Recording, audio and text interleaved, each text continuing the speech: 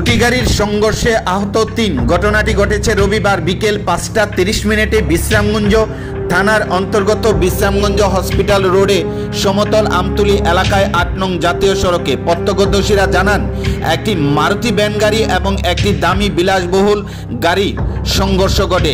বিকট শব্দে এলাকার মানুষ ঘটনাস্থলে ছুটে আসে এবং খবর দেয় বিশ্রামগঞ্জ দমকল বাহিনীকে। খবর পেয়ে বিশ্রামগঞ্জ দমকল বাহিনী ঘটনাস্থলে ছুটে আসে এবং আহত ৩ জনকে বিশ্রামগঞ্জ প্রাথমিক স্বাস্থ্যকেন্দ্রে নিয়ে আসে। আহতরা হলো রাকেশ সরকার, বয়স ৩২, পিতার নাম শান্তিরঞ্জন সরকার, বাড়ি হাপানিয়া হাসপাতাল সংলগ্ন এলাকায়; গীতা দেবনাথ, বয়স ৬২, স্বামীর নাম হরিপদ দেবনাথ; প্রসেনজিৎ রায়, বয়স ২৫, পিতার নাম মহেন্দ্র রায়, বাড়ি হাপানিয়া হাসপাতাল সংলগ্ন এলাকায়। যান দুর্ঘটনা কোনোভাবেই কমছে না বিশ্রামগঞ্জ থানা এলাকার বিভিন্ন সড়কগুলোতে। প্রতিদিন প্রতি মুহূর্তে ঘটছে বিশ্রামগঞ্জ থানা এলাকায় যান দুর্ঘটনা। বিশ্রামগঞ্জ থানার পুলিশ ঘুমোচ্ছে নাকে তেল দিয়ে, এমনটাই অভিযোগ এলাকাবাসীর।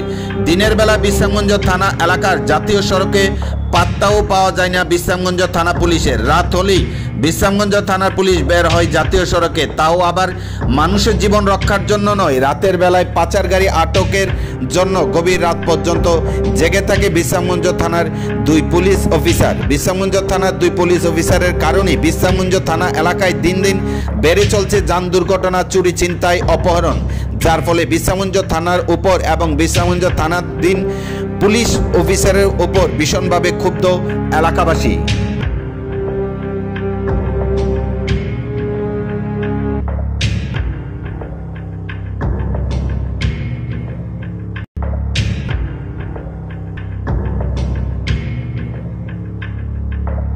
এখানে বিশ্রামগঞ্জ হসপিটাল বাজারের নিচে, হসপিটালের নিচে একটা জাতীয় সড়কে অ্যাক্সিডেন্ট হয়েছে।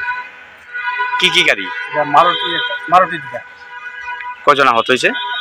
3 জন আহত হয়েছে। নাম দেখি তারা? রাকেশ সরকার, সুজিত, প্রসেনজিৎ রায়, এরপরে গীতা দেবনাথ। তারা কই আনছেন এখন? বিশ্রামগঞ্জ হসপিটাল। আপনারা কোন ফায়ার সার্ভিস? বিশ্রামগঞ্জ ফায়ার।